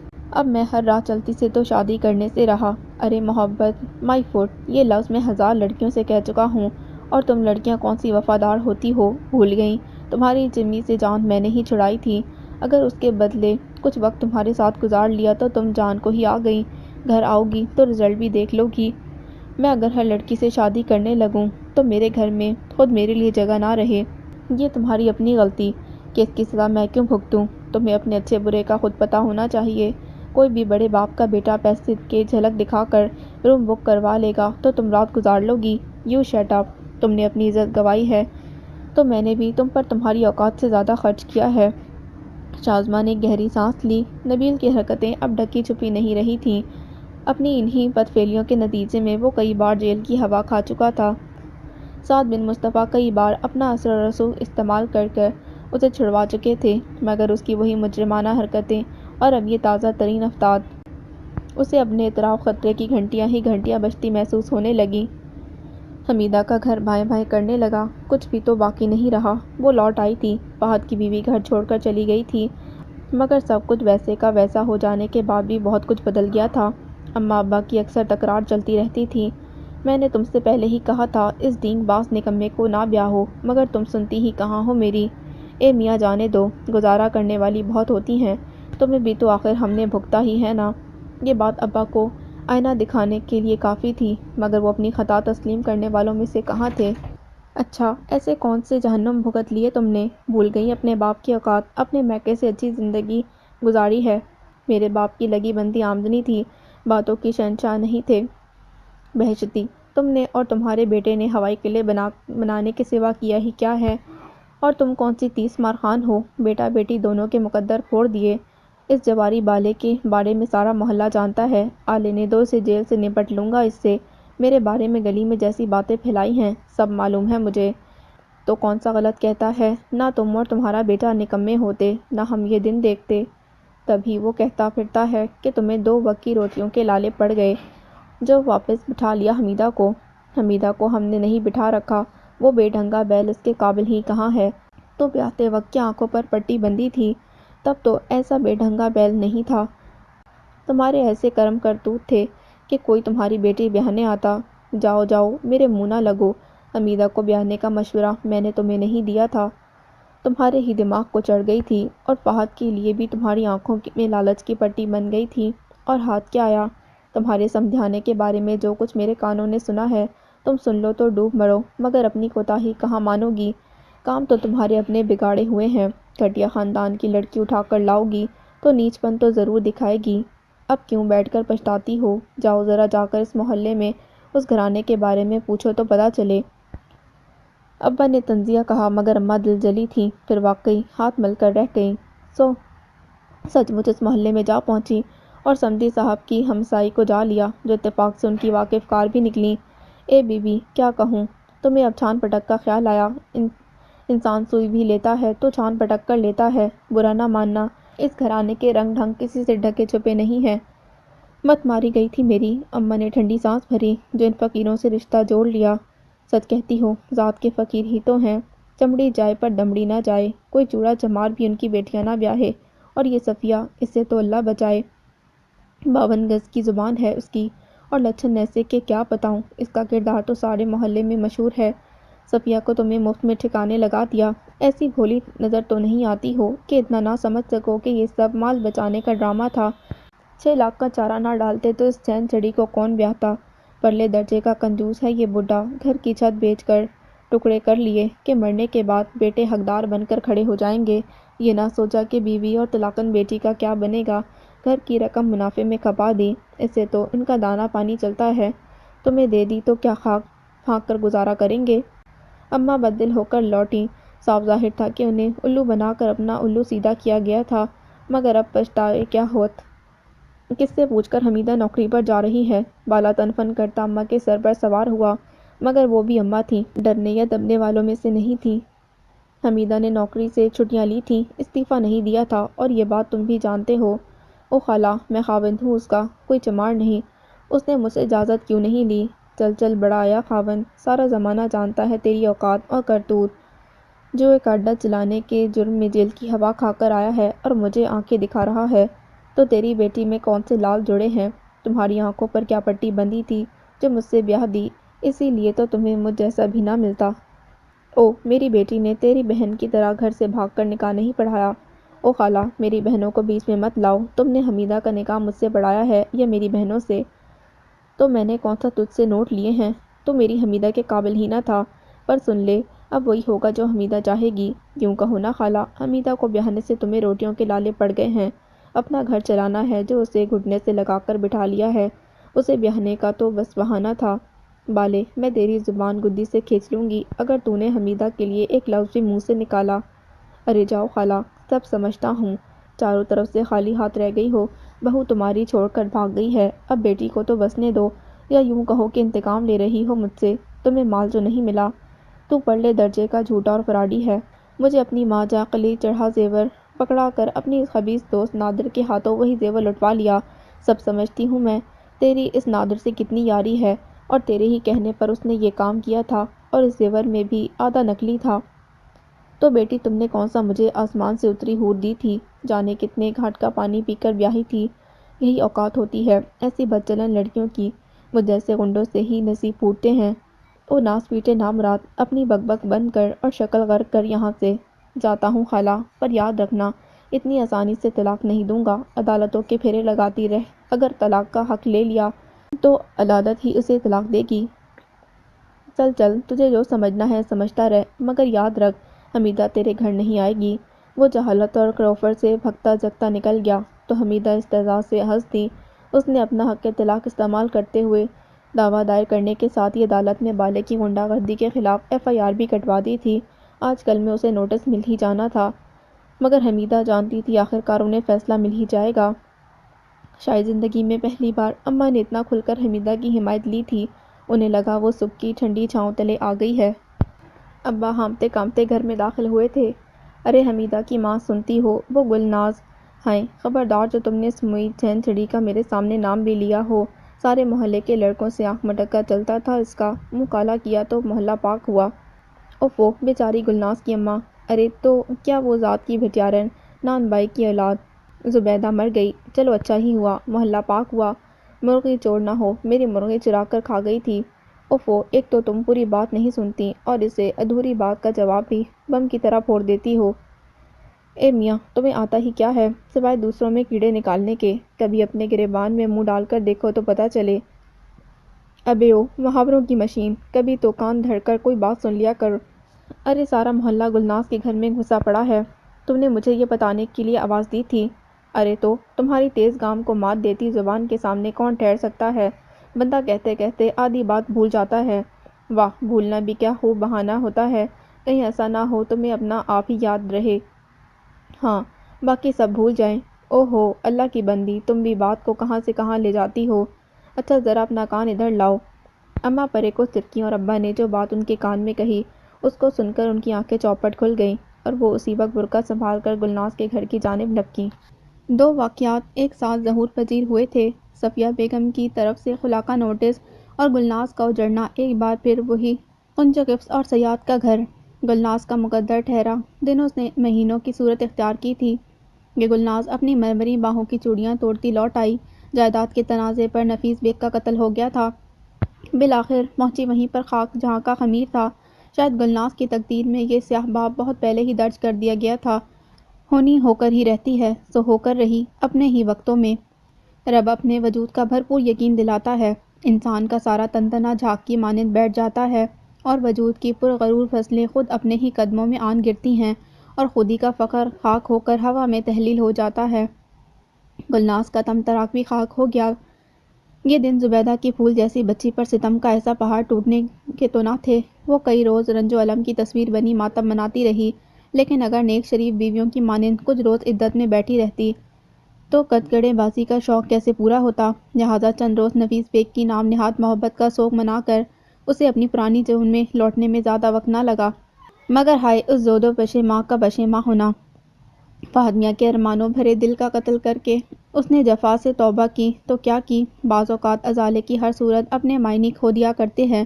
فہد میاں گلناز کے معاملے میں پرلے درجے کے کاٹ کے الو، ایک پکار پر لبیک کہہ اٹھنے والے، مگر ازواجی زندگی کی ناکامی نے انہیں توڑ پھوڑ کر رکھ دیا تھا۔ حمیدہ کی حیثیت اس گھر کے لیے اہم سہی، مگر انہوں نے ساری زندگی حمیدہ کے سہارے تو نہیں گزارنا تھی۔ شاید زندگی میں پہلی بار اپنی قوت بازو پر بھروسہ کرتے ہوئے انہوں نے چند اشتہارات پر اپنے قوائف بھیجے تھے۔ اب بات رہی گلناز کی تو کسی غم کو دل کا روگ بنانے والوں میں سے تو وہ بھی نہ تھی۔ سو ایک بار پھر قرۂ فال فہد میاں کے نام نکلی، جن کا وہ عالم تھا کہ صاف چھپتے بھی نہیں، سامنے آتے بھی نہیں۔ کہتے ہیں زبان خلق کو نکارۂ خدا سمجھو۔ ان کی روش نے اب تک انہیں ناکامیاں ہی دی تھیں، شاید اسی لیے کہ وہ اب تک دوسروں پر انحصار کیے ہوئے تھے۔ خیالات کی بلندی انہیں معیار سے گر کر کچھ کرنے ہی نہ دیتی تھی، مگر دیکھا جائے تو یہ ان کی خام خیالی تھی۔ زندگی کو جو ہے جیسا ہے کی بنیاد پر رکھ کر گزارا جائے تو سہل رہتی ہے۔ فہد میاں نے اس اصول کو اپنی زندگی کا محور مرکز بنا لیا تھا۔ گلناز بیگم ڈھیلے پر ڈھیلا اچھالتیں، مگر وہ بہرے بنے پڑے رہتے۔ تعلقات کی مضبوطی کے لیے خلوص اہم شرط ہے، یہ نکتہ وہ اچھی طرح سمجھ گئے تھے۔ وہ جانتے تھے گلناز جیسی لڑکیوں کے لیے دنیا بہت وسیع ہے، مگر ایک روز گلناز نے انہیں جا ہی لیا۔ کوئی اجنبی بھی ایسے منہ پھیر کر نہیں گزرتا جیسے تم مجھے دیکھ کر راہ بدلتے ہو۔ تم نے خود ہی تمام تعلقات توڑے تھے، میری زخمی حالت کا فائدہ اٹھا کر چھپ چھپاتے شادی رچائی۔ ہمارے گھر والے ہماری شادی پر رضامند ہی نہیں تھے، تب میں کیا کرتی؟ معصومیت تو اس پر جیسے ختم تھی۔ تم تو محبت کے دعوے دار تھی نا؟ میکے کی دہلیز پر بیٹھی بوڑھی ہو جاتی، زمانہ تمہاری وفا کو سلام کرتا۔ بھول تھی میری، اس کی سزا بھگت رہی ہوں۔ میرا سارا جہیز نیا نکور پڑا ہے، تم چاہو تو ہم اب بھی ایک ہو سکتے ہیں۔ کوئی نیا مرغہ پھانس کر سب کچھ ٹھکانے لگا دو، تمہارے لیے کیا کمی ہے؟ وہ چاہنے کے باوجود لہجے کی تلخی پر قابو نہ رکھ سکا۔ گلناز ہکا بکا اس کو تکتی رہ گئی۔ یہ تم کہہ رہے ہو فہد؟ بھول گئے کہ میرے پیار میں ساری دنیا کو ٹھوکر مارنے پر تلے تھے؟ تیرے قول و قرار سے پہلے اپنے کچھ اور بھی سہارے تھے۔ منخوت سے سر جھٹک کر آگے بڑھ گیا۔ گلناز کے نام سے نفرت ہو گئی تھی۔ صفیہ کی طرف سے دوسرا اور پھر تیسرا نوٹس موصول ہوا، اور وہ جانتا تھا اب اسے یک طرفہ فیصلہ مل ہی جائے گا، مگر اپنی خاموشی برقرار رکھی۔ یکدم ہی دل ساری دنیا سے اچاٹ ہو گیا تھا۔ اگر تم سے کوئی پوچھے بتاؤ زندگی کیا ہے، ہتھیلی پر ذرا سی خاک رکھنا اور اڑا دینا۔ گھڑی کی سوئیوں کا سفر جاری تھا، وقت جیسے گزر کر بھی نہ گزر رہا تھا۔ سعد بن مصطفیٰ ہمدانی کی نظریں آئی سی یو کی گلاس وال کے اس پار نرگس کے بے حس و حرکت وجود پر لگی تھیں، اور دماغ کہیں اور تھا۔ وقت کتنی جلدی احتساب پر اتر آتا ہے۔ ان کی چشم تصور میں ایک معصوم شبیہ بار بار ابھرتی، اور وہ جیسے ندامت کی اتاہ گہرائیوں میں اتر جاتے۔ نرگس کو ایک بار پھر اٹیک ہوا تھا، اور اس بار اٹیک شدید تھا۔ ڈاکٹرز نے کہا تھا اگلے 48 گھنٹے اہم ہیں، آر یا پار۔ ان کی چشم تصور میں اترتی ڈوبتی شبیہ انہیں جھنجھوڑتی، اور وہ کسی خواب سے جاگ جاتے، مگر حمیدہ کا چہرہ، اس کی بے لوث محبت انہیں ایک پل کا چین نہ لینے دیتے۔ اگرچہ انہوں نے آخری بار یہی کہا تھا خدا را مجھے بد دعا نہ دینا، لیکن اس کے جدا ہو جانے کے بعد زندگی جیسے سچ مچ کوئی بد دعا بن گئی تھی۔ نبیل جانے کن کن وارداتوں میں پولیس کو مطلوب تھا۔ ایک بار نرغے میں آنے پر ہر جرم اس پر ثابت ہوتا چلا گیا تھا۔ سعد بن مصطفیٰ کے وسیع تعلقات بھی اسے رہا کروانے میں ناکام رہے تھے۔ رائمہ کسی ہیپی نما بگڑے ہوئے رئیس زادے سے شادی کرنے پر تلی تھی، اور ان کے اختلاف پر ایک دن ان کی ناموس کو ٹھوکر مار کر گھر سے نکل گئی۔ اور اب نرگس کی یہ سیریس حالت، وہ جانتے تھے کہ وہ بے لوث محبت کرنے والی لڑکی ان کا برا نہیں چاہ سکتی تھی، وہ انہیں کبھی بد دعا نہیں دے سکتی۔ ان کے ان حالات کے عقب میں بھی ان کی اپنی خطائیں ہی پوشیدہ تھیں۔ دل آزاری کوئی ایسا قابل معافی جرم تو نہیں، وہ کس چاہت سے انہیں پل پل یاد رکھتی تھی، اور سعد بن مصطفیٰ کو دنیا کے جھمیلے ہی فرصت نہ لینے دیتے۔ اس پر فیملی کا دباؤ انہیں روکے رکھتا۔ جب کبھی روٹھ جاتی، انہیں منانے کی فرصت نہ ملتی۔ وہ اپنی فیملی کے پابند تھے، اپنی انہی انکہی مجبوریوں کے طفیل۔ بار بار اس کی دل شکنی کا ارتکاب کیا تھا، اور اس نے یہی کہا تھا اپنی انہی بے اعتنائیوں کے سبب ایک روز آپ مجھے کھو دیں گے۔ شاید اس جیسی لڑکیاں ہی ان جیسے حرمہ نصیبوں کی زندگی کی تکمیل کیا کرتی ہیں، مگر وہ کیسے بتاتے، مجبور ہی نہیں مصلوب تھے۔ اس کے دور جانے کے بعد ان کے اندر کا خلا پھیل گیا، پھیلتا ہی رہا۔ وہ خطا کار، گناہ گار تھے۔ کسی دکھے نہ آسودہ دل سے دی گئی دعا کے زیر اثر ان کی ساری زندگی اسی بد دعا کی لپیٹ میں آ گئی تھی، جس کی معافی تھی ازالہ نہ تلافی۔ شاید وہ ساری زندگی سجدے میں گزار دیتے تب یہ ازالہ نہ کر پاتے۔ سنا تھا پروردگار کی معافی بھی بندے کی معافی سے مشروط ہے۔ اب وہ وقت کہاں سے لائیں جو حمیدہ سے اپنے سلوک پر معافی کا خواستگار ہو، اور وہ معافی کے لائق بھی کب تھے؟ ان کی بے اعتنائی، ان کی اہانت آمیز رویے پر اس کا نازک سا دل کتنی بار کرچی کرچی ہوا ہوگا، انہیں بخوبی ادراک تھا۔ شاید اسی ٹوٹے ہوئے دل سے نکلی کوئی آسمان تک پہنچ کر انہیں برباد کر گئی تھی، اور اسی نے تو کہا تھا، دنیا کی ہر چیز ہم تھوڑی بہت جدوجہد سے حاصل کر سکتے ہیں، مگر محبت صرف اور صرف قسمت سے ملتی ہے۔ سعد بن مصطفیٰ نے کرب اور اذیت سے آنکھیں موند لی تھیں۔ ہاں، لیکن یہ بات تب سمجھ میں آتی ہے جب وہ کہیں کھو جاتی ہے۔ اسپتال کے ٹھنڈے ٹھار ستون سے لگ کر وہ ایک کے بعد ایک اپنی ہر خطا کا اعتراف کرتے چلے گئے تھے۔ ہاں، سچ ہی کہا تھا اس نے، جو لوگ اپنی خطاؤں سے بے لوث محبت گنواتے ہیں، پھر محبت ان کے لیے ایک بددعا بن جاتی ہے۔ ٹائلز والے فرش پر ایک آہٹ ابھری تو انہوں نے چونک کر آنکھیں کھولیں۔ ڈاکٹر کا بھاری ہاتھ تسلی آمیز انداز میں ان کے کندھے پر آ ٹھہرا تھا۔ "آئی ایم سوری، شی از نو مور"۔ جو لوگ اپنی خطاؤں سے بے لوث محبت گنواتے ہیں، پھر محبت بھی ان کے لیے ایک بددعا بن جاتی ہے۔ جملہ کہیں آس پاس گونج رہا تھا، انہوں نے کرب اور اذیت سے آنکھیں بند کر لیں۔ فہد کو دھوکہ دہی غبن فراڈ کے کیس میں پولیس پکڑ کر لے گئی۔ ابا نے بہترے ہاتھ پاؤں مارے، مگر سب بے سود رہا۔ فہد کا کردار کوئی ڈھکا چھپا نہ تھا، کون اس کی ضمانت دیتا؟ مگر شاید وقت احتساب پر اتر آیا تھا، اور جب وقت احتساب پر اتر آئے تو کہیں جائے پناہ نہیں ملتی۔ ساری بھاگ دوڑ اکارت گئی۔ ابا سب سے منہ چھپاتے گھر میں پڑے تھے۔ لوگ ہمدردی کی آڑ میں زخم کو ریت کر چلتے بنتے۔ فہد کو سزا ہو گئی تھی اور ایک باب بند ہو گیا تھا۔ یوں ہی تو نہیں کہا گیا، پروردگار بھی اس قوم کے حالات اس وقت تک نہیں بدلتا جب تک وہ خود اپنے حالات نہ بدل لے۔ فہد میاں نے کب اپنے حالات کے سدھار کے لیے کوشش کی تھی؟ اس کو تو بس دوسروں کے سہارے زندگی گزارنے کی عادت تھی۔ کوئی لمبا ہاتھ، کوئی گولڈن چانس، اور یہی بدنیتی کہلاتی ہے۔ بات گھوم پھر کر وہیں آ جاتی ہے کہ ملبہ سارا آ کر گرتا حمیدہ کی جان ناتواں پر، جس نے ایک بار پھر کمر کس لی تھی، اور اتنا تو وہ بھی جان ہی گئی تھی کہ اس گھر کے آزار اور اس کنبے کا بوجھ صرف اور صرف اسے ہی بھگتانے ہیں۔ خود اس کی زندگی تو جیسے ختم ہو گئی تھی، کچھ باقی نہ رہا تھا۔ اس نے اپنی ذات سے خود اپنے آپ کو ہی نفی کر دیا تھا۔ بعض جگہوں پر یادوں کے نشان ثبت ہوتے ہیں۔ حمیدہ جب بھی وہاں سے گزرتی، ایک جھماکہ سا ہوتا اور ایک چہرہ چشم تصور میں ابھرتا آتا۔ آفس کی بلڈنگ کے نیچے لمبی کولتار کی سڑک، بائیں جانب، اور پل کراس کر کے زرد رنگ کی بلڈنگ کے سامنے وہ بس اسٹاپ کا شیڈ جہاں سعد بن مصطفیٰ ہمیشہ اسے پک کیا کرتے تھے۔ نہ جانے کتنا وقت گزارا تھا، کچھ زیادہ عرصہ تو نہیں ہوا تھا، اگر انگلیوں پر گنا جاتا تو بس کچھ ہی مہینے، مگر حمیدہ کو لگتا جیسے صدیاں بیت گئی ہوں۔ ان چند مہینوں میں زندگی نے ایسا رخ پلٹا تھا کہ وہ سکھ کے معنی بھول گئی تھی۔ اس کے پاس طلاق کا حق تھا، سو بالے سے دامن چھڑانے میں زیادہ مشکلات کا سامنا نہ کرنا پڑا، مگر جیسے وہ زندگی سے ہر امید کھو بیٹھی تھی۔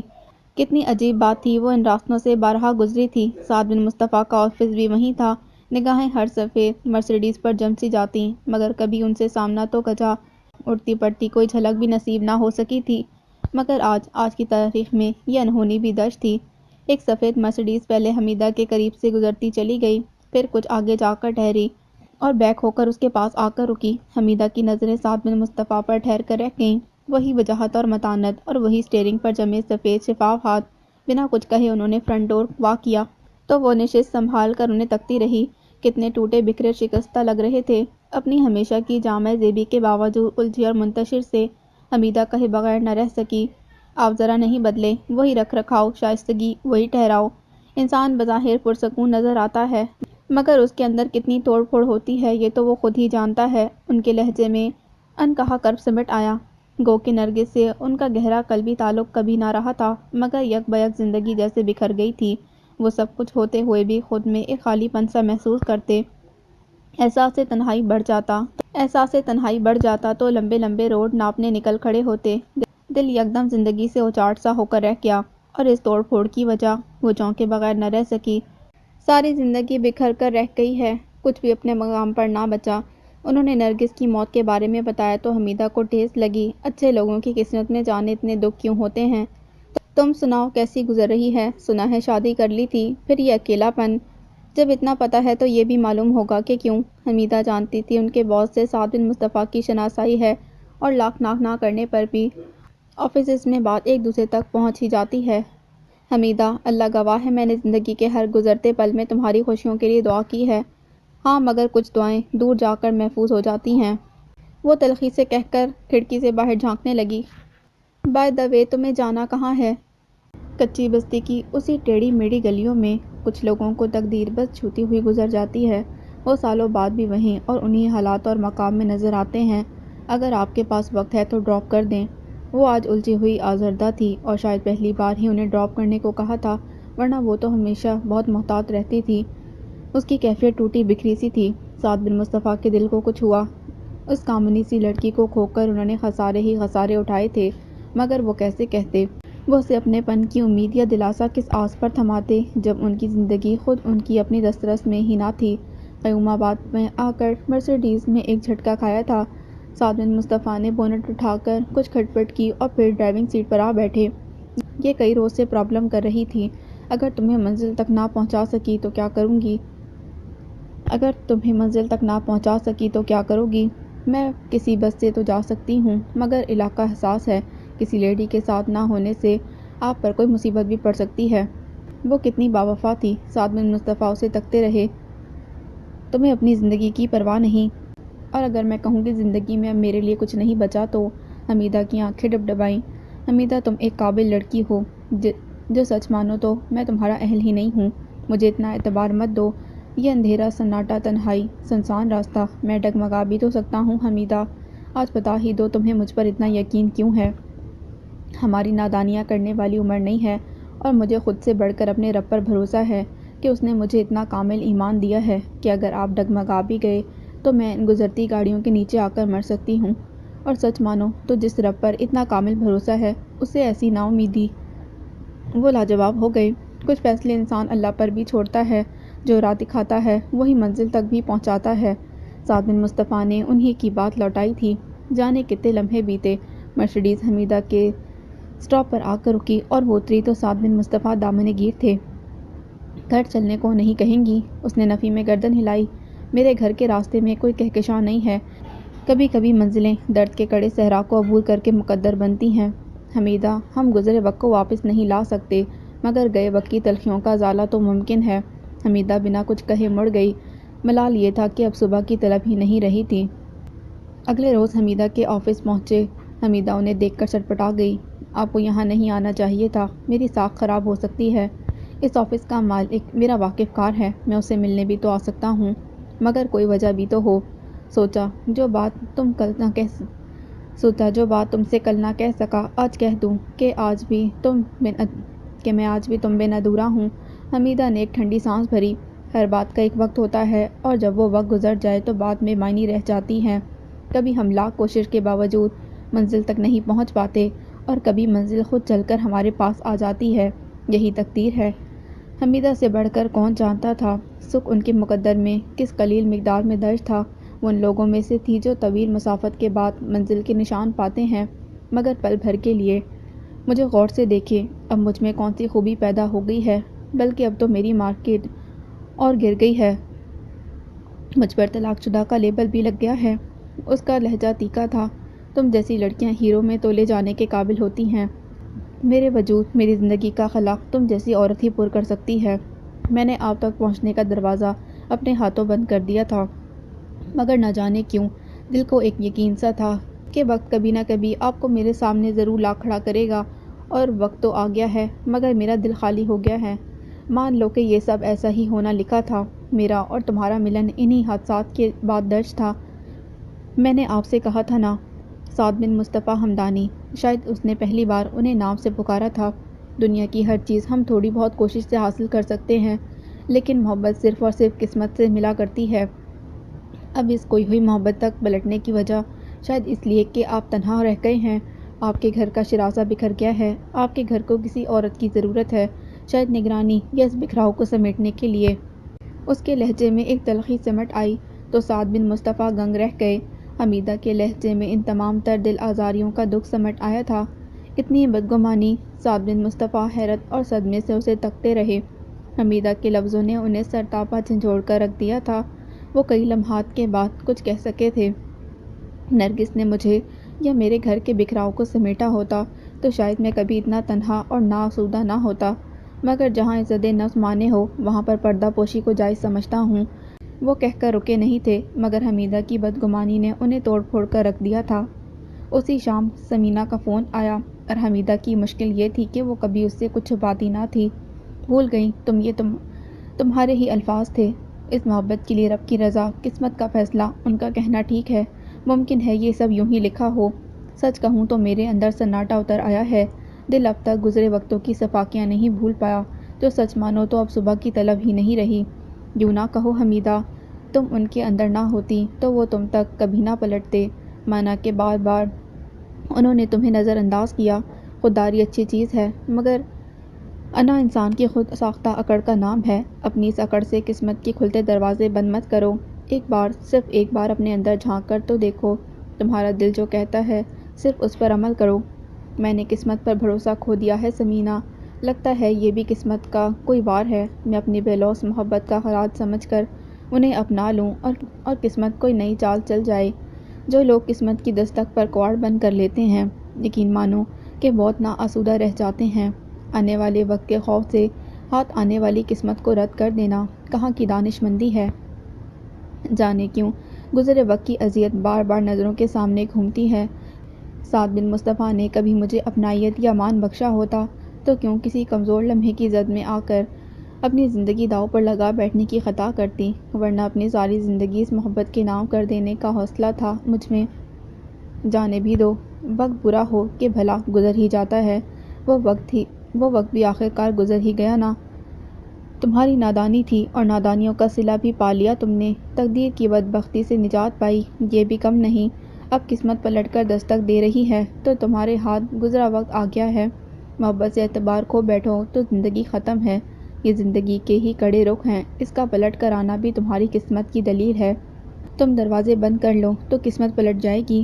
انسان کی زندگی میں سب کچھ برا ہی نہیں ہوتا، نیا سنگ میل ایک نئی منزل کی نشاندہی کرتا ہے۔ یہ تم نے ہی کہا تھا کہ وہ اگر تمہارے نصیب میں ہے تو ہزار بہانوں سے تم تک آئے گا، اور اگر نہیں تو کوئی بھی وجہ سامنے کھڑی ہو جائے گی۔ مان لو کہ اس کا پلٹ کر آنا ہی تمہاری تقدیر میں درج ہے۔ حمیدہ لاجواب سی ہو کر رہ گئی۔ سنو، میں ایک بار پھر کہوں گی کہ اگر رب نے تمہیں فیصلے کا اختیار دیا ہے تو بس اپنے اندر جھانکو اور جو دل کہتا ہے وہ کرو۔ اور حمیدہ کیوں کر کہتی کہ اس کے اندر آج بھی سعد بن مصطفیٰ ہمدانی اپنی اسی متانت اور ٹھہراؤ سمیت براجمان ہے، مگر دل ان کی صفاقیاں نہیں بھول پاتا۔ وہ گزرے وقت کا اضطراب، ان کی بے اعتنائیاں، شاید اسی ذلت کے سبب کسی کمزور لمحے کی زد میں آ کر وہ کڑا فیصلہ کر بیٹھی تھی، اعتبار کھو بیٹھی تھی۔ ان کا پلٹ کر آنا حمیدہ کی قسمت سہی، مگر وہ ہمیشہ اپنی انکہی مجبوریوں کو جواز بناتے رہے۔ وہ مجبوریاں آخر کیا تھیں؟ کوئی گریز کا بہانہ یا پھر اور اب ان کا پلٹ آنا ایسی ہی کسی مجبوری کے طفیل تو نہیں ممکن؟ انہیں حمیدہ کی محبت نہیں ضرورت کھینچ لائی ہو اور وہ ایک بار پھر انجانے میں اپنی زندگی داؤ پر لگا بیٹھیں اسی دل خوش کن محبت کو جواز بنا کر۔ آخر ایسی کون سی مجبوریاں تھیں جن کی پرتیں وہ کبھی نہ کھول پائے؟ وہ آزردہ مضطرب یا دباؤ میں تو بارہا نظر آتے تھے، مگر کبھی تو اپنائیت کا مان بخش کر کچھ کہا ہوتا تو ایک سوالیہ نشان کی مانند ان کی زندگی حمیدہ کو یوں سوچ میں مبتلا نہ رکھتی۔ اس کے آفس کا دروازہ نوک کر کے قدم رکھتی بڑی بڑی آنکھیں جھپکتی وہ لڑکی حمیدہ کو بہت معصوم اور اپنی اپنی سی لگی تھی۔ میں شازماں ہوں، وہ خاصی گہری نظروں سے اس کے کمرے کا جائزہ لے رہی تھی۔ کارپیٹ، دبیز پردے، فل اے سی کولنگ۔ میں نے آپ کو پہچانا نہیں، اپنا تعارف کروانے سے بہتر ہے میں اپنے والد کا نام بتا دوں، اس طرح بہت سی الجھنیں خود بخود سلجھ جائیں گی۔ والد کا نام؟ جی ہاں، سعد بن مصطفیٰ ہمدانی۔ تشریف رکھیے۔ وہ دیوار کے ساتھ لگی مخملی کرسی پر بیٹھ گئی۔ پہلے یہ بتائیے کہ آپ کیا لیں گی؟ صرف ایک وعدہ۔ وعدہ؟ جی ہاں، وعدہ پاپا کو سمیٹ لینے کا۔ تنہا تو وہ ہمیشہ سے تھے، مگر ماما کے بعد بہت بکھر گئے ہیں۔ ان کا خیال ہے کہ صرف آپ ہی انہیں سمیٹ سکتی ہیں، تو کچھ غلط نہیں، میں ان سے متفق ہوں۔ انسانوں کے درمیان رنجشیں ہو ہی جاتی ہیں، مگر رنجشیں دور بھی تو کی جا سکتی ہیں۔ میرے اور سعد بن مصطفیٰ کے درمیان کبھی کوئی رنجش تھی ہی نہیں، بس حالات کا تقاضا تھا کہ ہم نے اپنی راہیں الگ کر لیں، اور اب حالات متقاضی ہیں کہ آپ ایک دوسرے کو سمیٹ لیں۔ تو کیوں آپ گریز کر رہی ہیں؟ حالات نے ناممکن سے ممکن تک کا سفر کیا تو یہ آپ کے جذبوں کی سچائی تھی۔ جس طرح جوڑے آسمان پر بنتے ہیں، اسی طرح ان کے ملن کا بھی وقت مقرر ہوتا ہے۔ جو وقت گزر گیا وہ ہاتھ نہیں آ سکتا۔ گزرے وقت پر دھول ڈال کر اگر آج پر گرفت مضبوط کر لی جائے تو خسارہ کہیں نہیں ہے۔ حمیدہ اس کو تکتی رہی۔ ماما کی بیماری کے سبب انہوں نے دوہری ذمہ داری کا بار اٹھایا۔ وہ ذہنی مریضہ تھیں، انہوں نے اولاد کی خاطر یہ کڑوا گھونٹ پیے رکھا، ورنہ ماما کی ذات ساری عمر ان کے لیے ٹارچر بنی رہی تھی۔ حمیدہ کو اچانک ان کا راستے میں رک کر کچن گروسری خریدنا یاد آیا۔ بچوں کا ہاسٹل، بچوں کے کام، یہ وہ، اور انہوں نے کب اپنے دکھوں کی کتاب اس پر کھولی تھی اور وہ جیسے ان کے سوال کو پا گئی تھی۔ ماما کا ان پر دباؤ سمجھ لیں کہ انہوں نے ایک سائے کے ساتھ زندگی گزاری، ایک مشکل اور اذیت ناک زندگی۔ اب بھی اگر ہم انہیں خود سے باندھ کر رکھیں تو یہ خود غرضی ہوگی۔ حمیدہ کے سر سے جیسے بوجھ ہٹتا چلا جا رہا تھا۔ شازمہ بیگ کندھے پر ڈال کر نکل گئی۔ ابھی ایک اور دریا کا سامنا تھا۔ نبیل بمشکل ضمانت پر رہا ہو پایا تھا اور یہ سب سن کر بہت اچھلا تھا۔ وہ ہمارے ماں باپ دونوں ہیں، زندگی کی خوشیوں پر ان کا بھی حق ہے۔ ماما جیسی عورت کو جھیلنا آسان کام نہیں تھا، مگر انہوں نے ہماری خاطر خود کو ہر سکھ سے دستبردار کر لیا تھا۔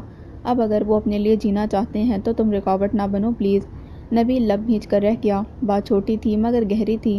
نبیل نے ان پر رقیق الزام لگایا مگر شازمہ ڈٹ گئی۔ یہ سب سمجھ کا پھیر ہے، ماما ان پر کبھی کچھ ثابت نہیں کر پاتی۔ عورتوں کے لیے وہ کیسے ہیں یہ تو وہی بتا سکتی ہیں۔ رائمہ تک خبر پہنچی تو وہ تیر کی طرح لپکی آئی۔ ہماری عزت سوسائٹی میں دو کوڑی کی ہو کر رہ جائے گی، اور تم نے کورٹ میرج کرتے ہوئے ان کی ناموس کا خیال رکھا تھا۔ رائمہ لاجواب ہو کر رہ گئی۔ وہ ٹوٹ چکے ہیں، انہیں سہارا چاہیے، کوئی انہیں بڑھ کر تھام لے۔ یہ وقت گزر گیا تو پھر لوٹ کر نہیں آئے گا۔ ہونے والی بات ہر حال میں ہو کر رہتی ہے، اب وہ کسی کے دست نگر نہیں، یہ یاد رکھو۔ اور رائمہ اسی شام لوٹ گئی تھی، مانو سب کچھ سنبھلتا سدھرتا چلا گیا۔ حمیدہ نے اس دن سعد بن مصطفیٰ کو جا لیا۔